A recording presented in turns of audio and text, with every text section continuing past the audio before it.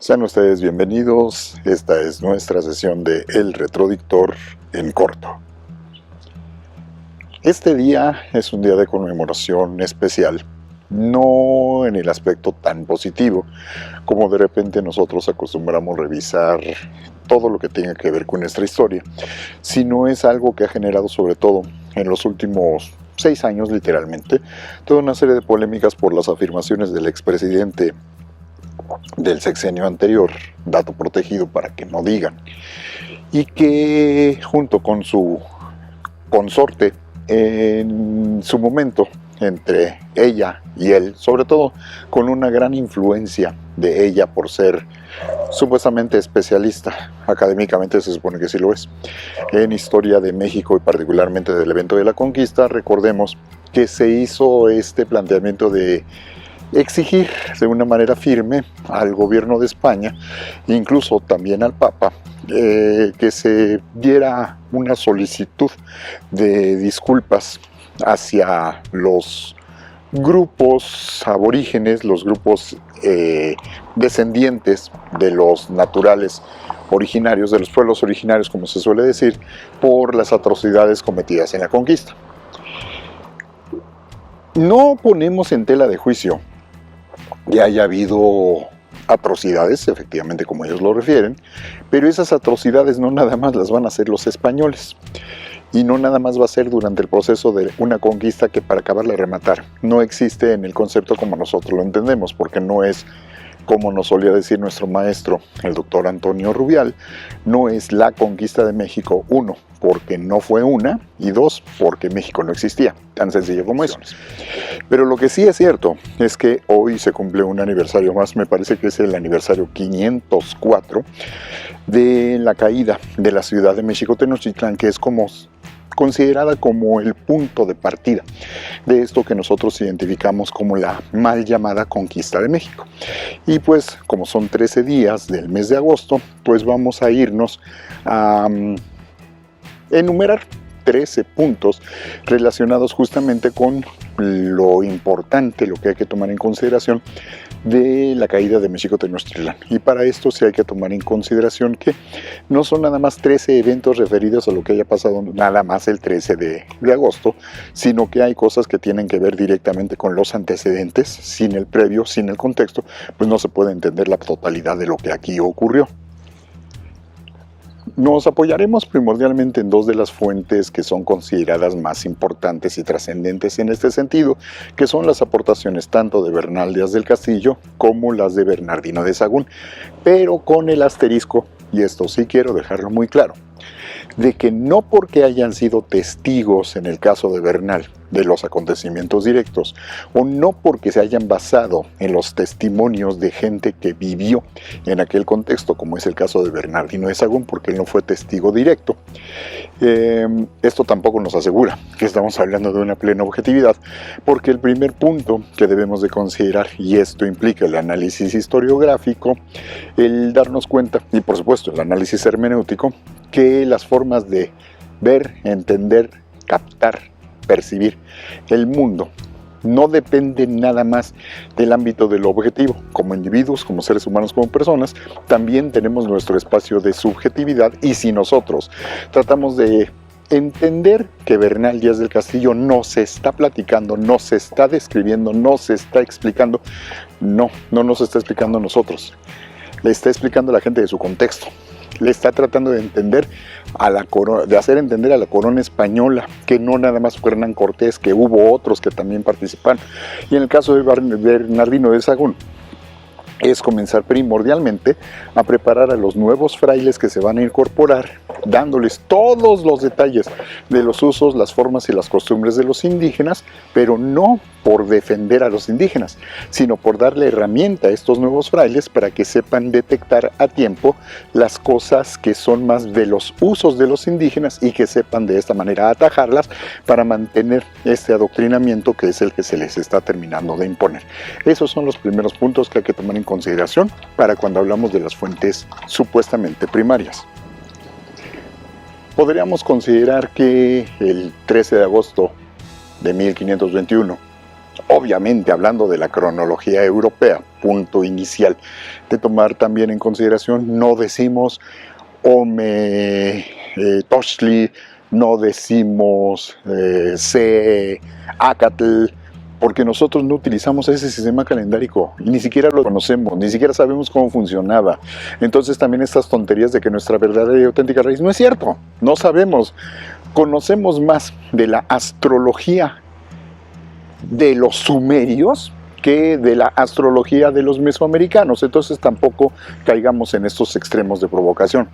Este amanecer del día 13 de agosto de 1521 encontramos que está preparándose o pretende prepararse el último intento de resistencia por parte de los mexicas, que pues ya se dieron cuenta que es imposible seguir sosteniendo la ciudad de Mexico-Tenochtitlan misma y se han tenido que trasladar tanto el Huetlatoani, el último gobernante de los mexicas, Cuauhtémoc,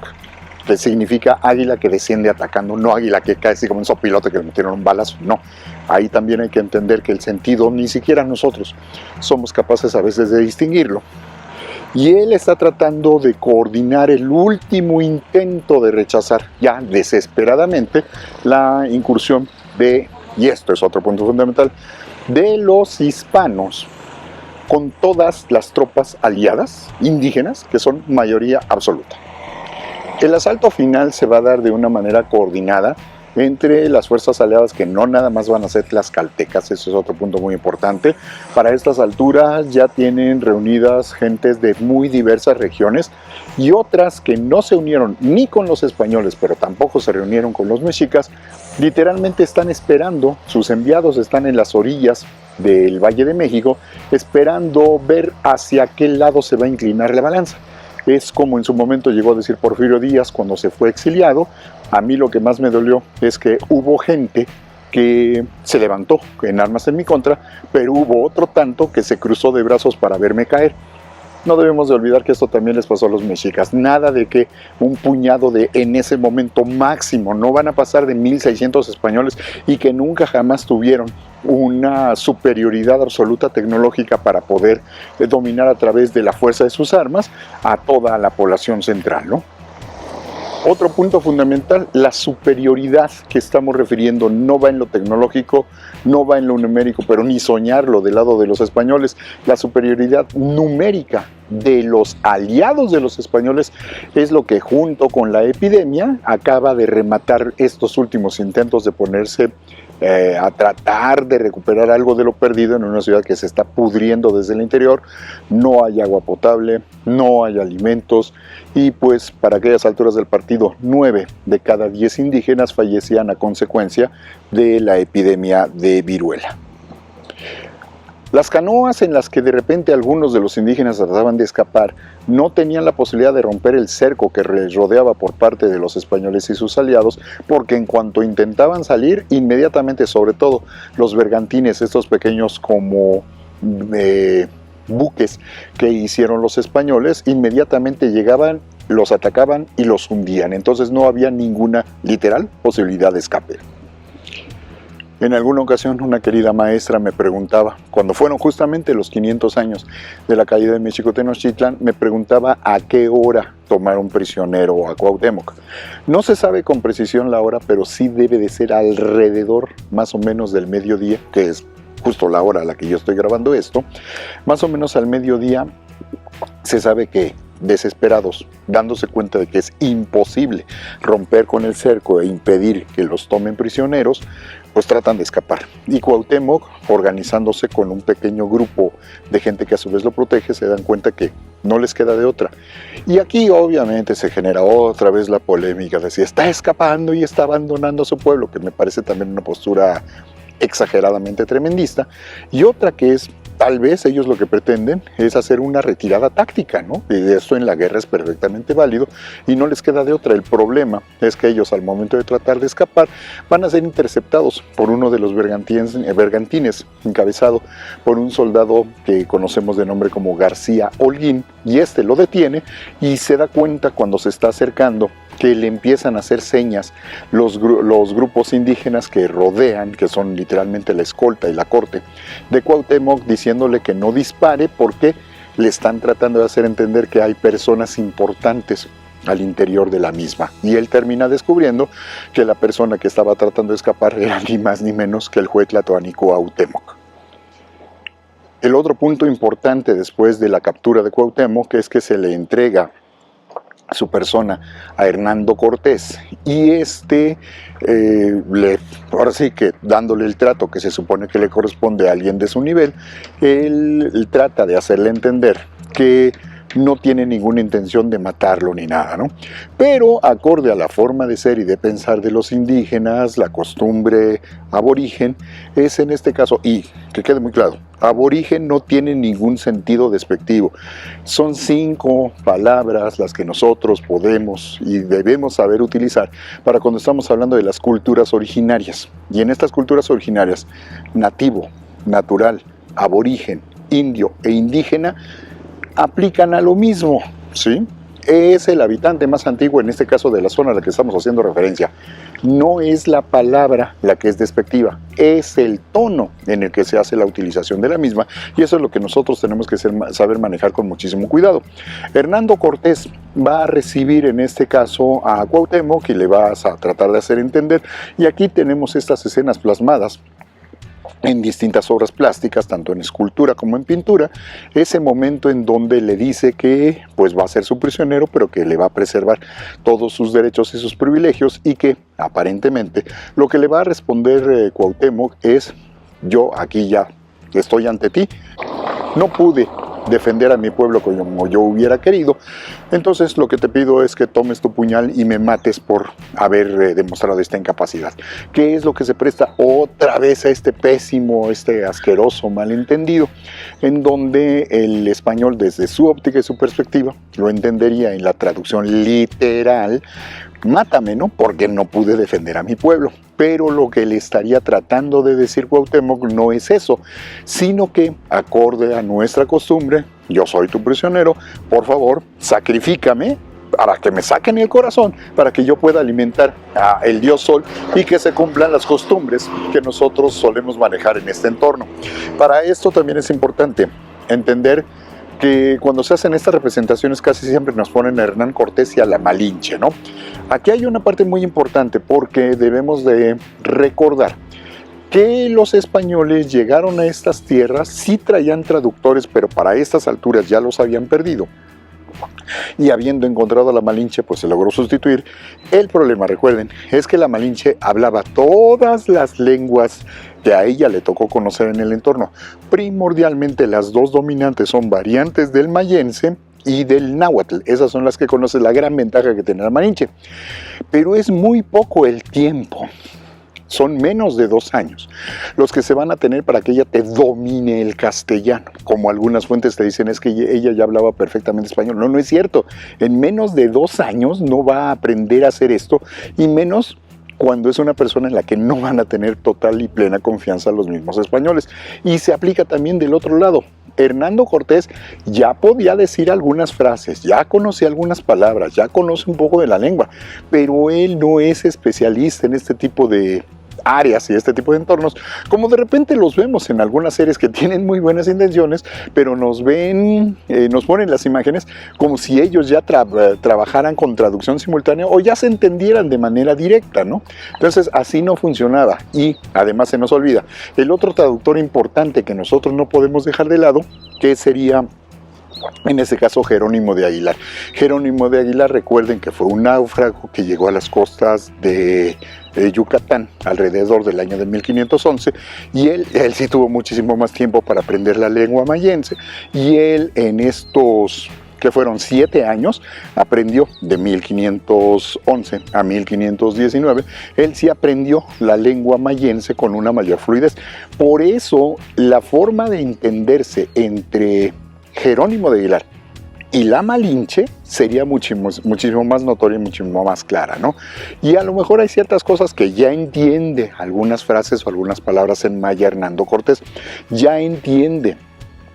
el propio Jerónimo de Aguilar, algunas de las cosas del sentido de lo que son los mayenses, pero no necesariamente entiende el 100% del sentido de lo que dicen los nahuas, pero la Malinche sí. El problema es que la Malinche no entiende necesariamente el sentido de cómo hablan los castellanos. Por eso hay que llevarse con mucho cuidado eso que dice que ya incluso ni siquiera se utilizaba Jerónimo de Aguilar. No hay ninguna manera de sustentar este tipo de afirmaciones. Y una de las formas de ver que no se están entendiendo es esta famosa frase de toma tu puñal y mátame porque no supe defender a mi pueblo. Culturalmente no se están entendiendo y no existe el sentido de la traducción simultánea como nosotros estamos acostumbrados a manejarlo en tiempo contemporáneo. Y otro punto importante que no podemos dejar de lado, aparentemente cuando se refiere Cuauhtémoc a Hernando Cortés, se refiere a él como señor Malinche, porque hay que recordar que nosotros no sabemos cómo se llamaba originalmente la Malinche, y el nombre de Malinche no era de ella originalmente. El nombre Malinche es el que le daban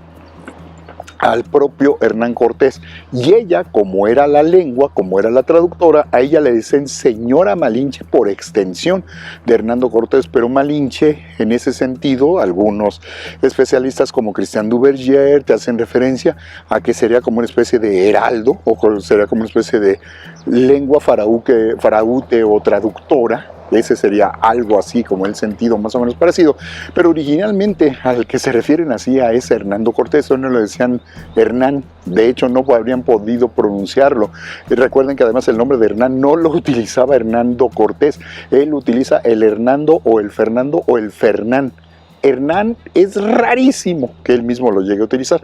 Y también otro punto importante, lo que decimos que creemos conocer de la Malinche, hay que llevársela con mucho cuidado, porque te describe más de la Malinche Díaz del Castillo que el propio Hernando Cortés, que nada más te la menciona en 4 ocasiones. No es lo que yo creo, yo sí lo he leído, y por si tienen alguna duda en ese sentido, va a haber otros especialistas como el propio doctor Rubial o el doctor Martínez Barax, que se han clavado mucho en este estudio para que ellos les puedan decir. Tampoco nosotros conocemos en realidad todo lo que creemos o decimos conocer acerca de la Malinche.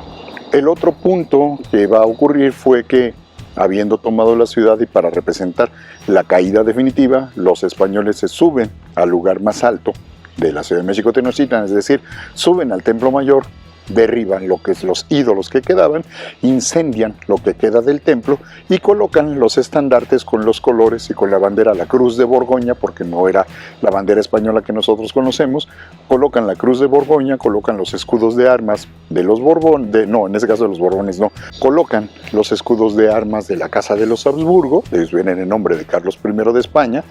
y de esta forma se considera ha caído ya en sus manos oficialmente la Ciudad de México Tenochtitlan, que no se ha conquistado México, porque México aún no existe y falta mucho más por descubrir. La parte más fea del proceso va a ser lo que ocurre en los días subsecuentes al 13 de agosto, y esto va a ser el saqueo al que se van a dejar llevar los grupos indígenas que después de decenas, tal vez medio siglo, de dominio directo de los mexicas, o un siglo de un dominio impositivo absoluto. ¿Por qué? En el sentido del imperialismo dominante, conquistador y sometedor que nosotros solemos manejar en el mundo occidental, así veían a los mexicas. No se ven como indígenas, que todos somos iguales y apreciamos la belleza y amamos a la naturaleza. No es cierto, eso ha sido una construcción historiográfica, sobre todo de la segunda mitad del siglo XIX en adelante. Así no funcionaba. Y lo más importante es entender que todos estos grupos indígenas sometidos, los tlaxcaltecas, los matlatzincas, y todos los demás pueblos que se fueron uniendo, porque no nada más van a ser, entre comillas, traidores, porque ese concepto no existía, un concepto de nación que tampoco existía. Ellos son los que van a ser la parte más fea, ellos van a ser los que van a maltratar, ellos van a ser los que van a matar, ellos van a ser los que van a golpear, ellos van a ser los que van a llegar a violar, ellos van a llegar a ser los que van a terminar por saquear la ciudad después de todo ese tiempo de dominio absoluto en donde estaban hartos, realmente hartos del dominio de los mexicas. Pero evidentemente los que también van a tratar de sacarle provecho, sobre todo en la búsqueda de lo que ellos consideran que dice la narrativa, eran los tesoros, particularmente el dichoso disque tesoro de Moctezuma, que en realidad nunca existió, es parte de una estructuración narrativa. Los españoles pues también se van a dar a la búsqueda del material, o la recuperación del material áureo que sí habían obtenido, pero que terminaron perdiendo cuando se les hundió la mula en la que traían todo lo que ellos habían obtenido, entre ellos el quinto real, pero que terminaron perdiendo durante la famosa derrota de la también tan discutida Noche Triste.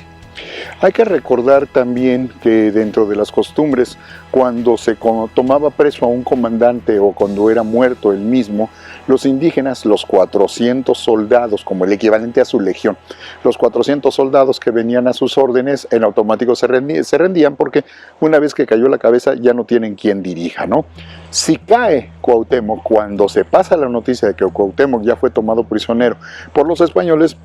todos los soldados mexicas terminan rindiéndose de manera inmediata y absoluta. Ahora también Hernando Cortés va a tomar bajo su jurisdicción y va a tener preso no nada más a Cuauhtémoc. Hay que entender que Cuauhtémoc es la cabeza, es el Huey Tlatoani, pero no es el único Tlatoani. Tienes que reunir al resto de la nobleza de Tlacopan, de Texcoco, de todos los pueblos tributarios, lo que sería el equivalente a hablar, por decir, de estados o por decir de municipios sobre los que ellos tenían el equivalente a lo que para nosotros serían gobernadores o lo que para nosotros serían alcaldes, ¿no? O presidentes municipales, si lo quisiéramos ver en ese sentido. Y es ahí donde manifiestas tener el control absoluto, no nada más con la toma del prisionero principal. Uno de estos personajes fundamentales va a ser el señor de Tlacopan, que era Tetlepanquetzal o Tetlepanquetzalitzin, como nosotros también lo conocemos, y que él se va a hacer más famoso porque es el personaje el que le llega a respingar un poquito a Cuauhtémoc en la famosísima escena de la tortura cuando les están supuestamente quemando los pies para decirles que les expliquen dónde quedaron los restos del tesoro el supuesto tesoro de Moctezuma, y recuerdan que hay una persona que está junto al que también le están torturando y es el que le dice a Cuauhtémoc: ya diles dónde está porque yo no aguanto este sufrimiento, y que supuesta y estoicamente Cuauhtémoc le respondería: ¿y qué? ¿Acaso crees que yo estoy en un deleite o estoy en un baño? Cosa que difícilmente en una situación como esa habría podido acontecer. Y la otra, la más falseada de todas, pero la más conocida, es la de: bueno, ¿y qué crees que yo estoy en un lecho de rosas? Cosa que hubiera sido imposible que le hubiera contestado, porque ni siquiera se conocían las rosas todavía. Las rosas son originarias de Europa, son traídas por los españoles, y bueno, ¿qué más claro lo quieren cuando hacemos referencia a las rosas de Castilla? En nombre de Carlos I, entonces, tenemos la mala costumbre, inclusive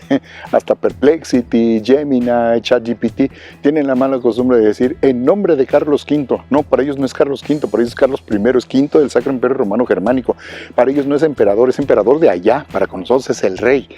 Y en nombre del rey Carlos I, Hernando Cortés reclama como propia la que ahora, de aquí en adelante, él va a denominar oficialmente como la Ciudad de México. La otra parte más triste es lo que va a ocurrir del día 14 en adelante. La ciudad está en tan mal estado,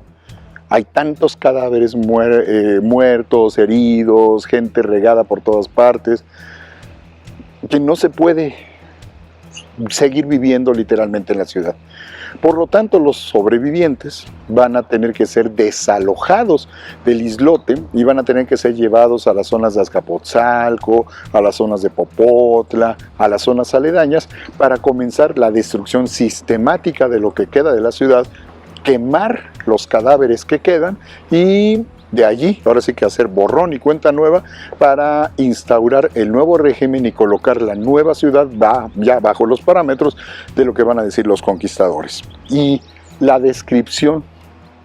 de esos momentos donde ves filas, donde ves columnas de gente que viene caminando sin un rumbo, ellos no saben qué está pasando, ellos no saben por qué está pasando lo que está pasando, y que están abandonando por las calles, lo que queda de las calles de México-Tenochtitlan, están abandonando la ciudad, porque recuerden que eso era la ciudad. Cuando dices Tacuba, cuando dices Texcoco, cuando dices Azcapotzalco, eso no era la ciudad, esos eran otras ciudades.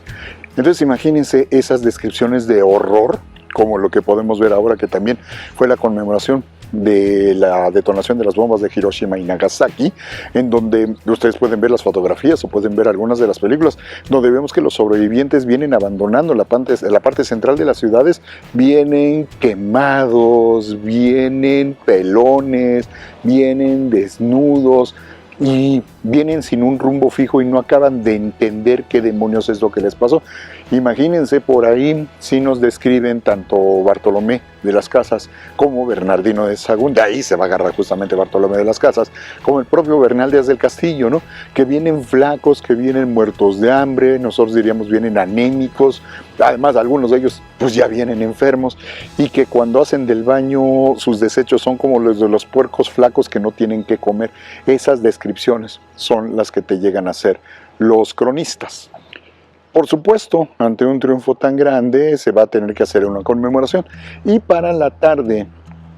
de este 13 de agosto, a toda prisa, se va a terminar organizando literalmente una misa de acción de gracias, un Te Deum, que además va a estar dedicado muy concreta y muy específicamente al santo patrono de este día, porque no debemos de olvidar que el patrón de la Ciudad de México va a ser el patrón del día en el que cayó la ciudad, y que es San Hipólito, y no va a ser extraño que se le termine haciendo una capilla de dedicatoria y de agradecimiento a San Hipólito, del famoso templo que tenemos ahí en el cruce Paseo de la Reforma y lo que se era en su momento la calle de Puente de Alvarado, que actualmente es estúpidamente llamado el Paseo de la Victoria. Allí es donde se termina colocando el templo, que después va a ser también el Hospital de San Hipólito, pero que mucha gente lo ubica como el templo de San Judas Tadeo, aunque no está dedicado a San Judas Tadeo, pero el santo más famoso y el santo más milagroso es justamente el San Judas Tadeo, que todos los 28 de todos los meses es conmemorado como un santo sumamente milagroso. El lugar es San Hipólito, y se hace esta misa de acción de gracias que culminará con una gran fiesta donde se matan puercos que trajeron los propios españoles, y se hace esta primera de gran comilona de festejo, gran cena de festejo, va a durar evidentemente toda la noche, y que es el momento que algunos consideran que es el momento donde terminan haciendo los tacos de carnitas, haciendo la preparación de los cerdos. Debe de haber sido alguien al que se le ocurrió combinar la carne del cerdo con las tortillas que hacían los indígenas y aderezándola con cierto tipo de salsas o algún otro tipo de productos. Allí estarían haciendo los tacos de carnitas, y esto es lo que con muy poco criterio la afortunadamente ya ex senadora de la República, esta señora, esta actriz que se llama Jesús Rodríguez, ella que se dice que es vegana, que es la defensora de las comunidades indígenas, esta dice que lo peor que uno puede hacer es comerse un taco de carnitas. ¿Por qué? Porque cada vez que nos comemos un taco de carnitas estamos conmemorando la caída de México Tenochtitlan. No es que la estemos conmemorando, pero es parte de la cultura mestiza a la que nosotros pertenecemos, le guste o no, a una señora que además recibe el nombre del Mesías que trajeron en su culto los españoles. Eso es lo que nosotros debemos de pensar, eso es lo que nosotros debemos de considerar, eso es lo que nosotros debemos de tomar muy en cuenta, es lo que siempre debemos de tener en mente cada vez que recordemos lo que representaron estos eventos y estos acontecimientos del 13 de agosto del año de 1521, como dice el propio Hernando Cortés, y plugo a Dios que todo esto que he narrado ocurrió el martes 13 de agosto, día de San Hipólito del año de 1521. Los eventos cruciales de estos acontecimientos nos terminan remarcando que con esta victoria culminó el asedio de 80 días en combates que se dieron de manera sostenida desde el mes de mayo. Las estimaciones de la cantidad de bajas, y bajas no es lo mismo que muertos, eso siempre debemos de tomarlo en consideración. Baja es que ya no puede seguir luchando, sea porque se murió o porque quedó herido o porque terminó abandonando. Si lo dejamos en número de bajas, se estima que debieron de haber sido alrededor de 200,000 mexicas, entre guerreros, hombres que están participando directamente en el conflicto. A mí el número me suena demasiado alto. Hablando nada más de México Tenochtitlan, los criterios más pertinentes nos mencionan que tal vez la totalidad de la población habría llegado a alrededor de 120,000 o 180,000 habitantes de México-Tenochtitlan. Reitero, sin considerarlo alrededor, que además no es México-Tenochtitlan. Y hablar de que hay 200,000 bajas, pues sobrepasaría incluso el número total de los habitantes. Yo considero que serían más bien alrededor de, sí pueden ser 200,000 bajas, pero sumados tanto los mexicas como los aliados de los mexicas como los enemigos de los mexicas, no nada más los puros descendientes de aztecas como tal. Y evidentemente, cuando uno revisa con cuidado, la mayor parte de las bajas no fueron necesariamente por el enfrentamiento directo, sino fue por la epidemia de las enfermedades, que no nada más va a ser la viruela, porque ustedes saben que con la guerra se desata también el otro jinete del apocalipsis, que es el de la enfermedad. Y ahora nosotros tenemos los testimonios de que hubo además otras enfermedades que se terminan agravando si no tienes agua potable, si estás bebiendo agua sucia, etcétera, que te terminan llevando problemas de salmonela, que con la falta de alimentación, con la potenciación de la anemia, pues termina haciendo que todo esto se convierta literalmente para los indígenas en un auténtico apocalipsis. Y esto es lo que marcaría el final del dominio de lo que, entre comillas, llamamos el Imperio Mexica, y la primera parte, el inicio del establecimiento de lo que nosotros también equivocadamente denominamos colonia. No podemos negar la importancia y la trascendencia de este evento, aunque nadie está diciendo que lo conmemores, que sea de fiesta. Evidentemente va a ser fiesta para los españoles durante los siguientes 300 años. Y nosotros, que somos descendientes culturales y étnicos, tanto de europeos como de indígenas americanos, no nada más mexicas, lo que tenemos que hacer es memorar. No podemos dejar de lado estos eventos, no podemos negar su existencia y nunca debemos de olvidarlos, para que en el futuro no se vuelvan a presentar situaciones como estas. Darle like a la presentación si les llamó la atención, si les gustó. No se olviden de suscribirse a mis canales, que me pueden encontrar tanto en Instagram, me pueden encontrar tanto en YouTube, como lo mismo me pueden encontrar en Facebook y en Threads. Y les estoy dejando en este momento aquí en la parte de abajo, les estoy dejando los nombres con los que ustedes me pueden localizar, para que ustedes nos hagan el seguimiento y también nos vayan haciendo sugerencias de qué más quieren saber, qué dudas tienen, qué más quieren aprender de todo lo que tenga que ver con la historia, porque recuerden que por eso soy el retrodictor y estoy justamente para ayudarles a mejor recordar y a recordar que no debemos de olvidar.